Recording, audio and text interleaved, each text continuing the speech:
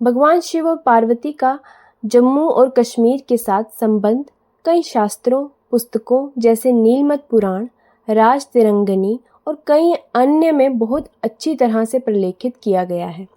राज्य में उनकी यात्रा की याद में कई पवित्र मंदिर और अन्य स्मारक ऊंचे खड़े हैं।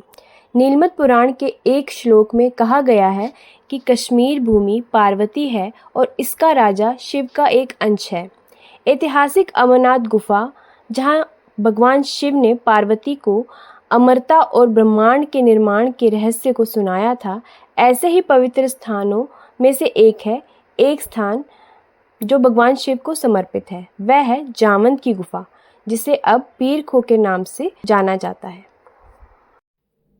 जावंत गुफा या पीर खो से संबंधित बहुत महत्वपूर्ण नाम हैं, जैसे भगवान शिव, भगवान राम, भगवान कृष्ण, जावंती या स्यमंतक मणि। इसलिए मुझे कुछ विवरणों को एकत्रित करना और उन्हें परिप्रेक्ष्य में रखना अधिक दिलचस्प लगा।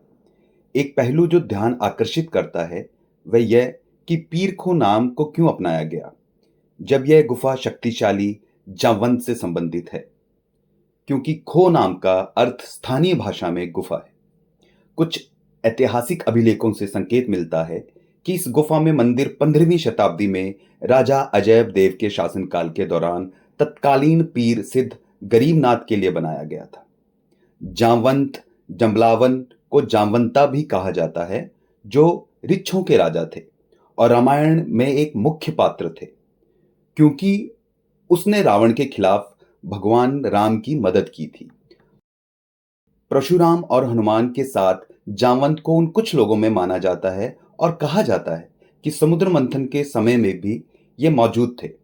इस प्रकार कुर्म और वामन अवतार के भी ये साक्षी बने।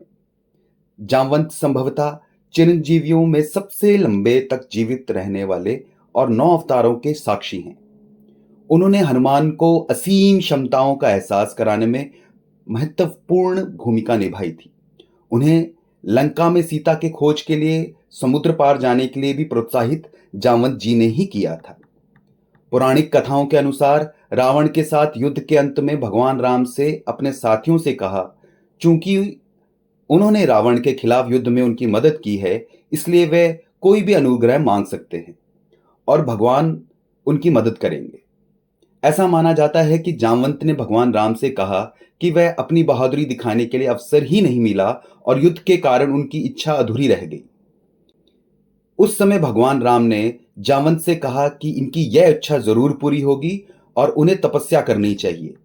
ऐसे कई संदर्भ उपलब्ध हैं जो संकेत देते हैं कि जावंत ने जम्मू में एक गुफा में ध्यान किया, जिसे जावंत की गुफा कहा जाता है या पीरखू कहा जाता है, जिसके बारे में श्री कांची महास्वामी आदि ने यह बताया है कि स्यमंतक मणि की कहानी में जावंत जी का नाम आता है। स्यमंतक मणि की कहानी विष्णु पुराण और भागवत पुराण में मिलती है। भागवत पुराण के 2 श्लोकों में वर्णन है कि सूर्य ने अपने भगत यादव शासक सत्रजीत से प्रसन्न होकर उसे स्यमंतक नामक चमकदार हीरा उपहार में दिया।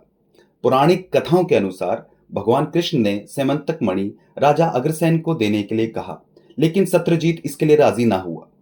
बाद में सत्रजीत ने यह स्यमंतक मणि अपने भाई प्रसेन को भेंट कर दी। प्रसेन इसे पहनता था और जब भी वह जंगल में शिकार करता था तो इसे पहन के जाता था। एक दिन उस पर एक शेर ने हमला कर दिया और वह मारा गया और शेर मणि लेकर भाग गया। शेर को जावंत ने मार दिया और उस मणि को छीन लिया। चूंकि प्रसेन वापस नहीं लौटा, इसलिए यह अफवाह फैल गई कि कृष्ण की नजर स्यमंतक मणि पर थी और इसलिए उसने प्रसेन की हत्या करवा दी और मणि चुरा ली। कृष्ण, जो तब इस झूठे आरोप से क्रोधित थे, अन्य यादवों को साथ लेके प्रसेन की तलाश में निकल पड़े, ताकि मणि को खोजकर उसकी बेगुनाही साबित की जा सके। निशान का अनुसरण करते हुए कृष्ण जामवंत गुफा तक पहुंचे।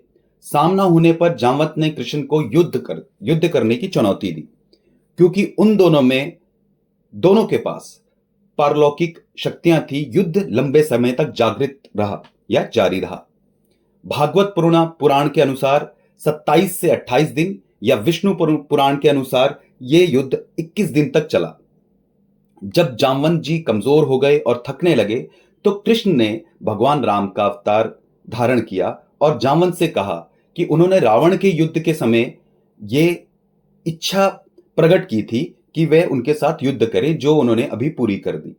जामवंत उनके पैरों में गिर गए और ना केवल मणि भेंट की बल्कि अपनी बेटी जामवंती का विवाह भी श्री कृष्ण के साथ कर दिया।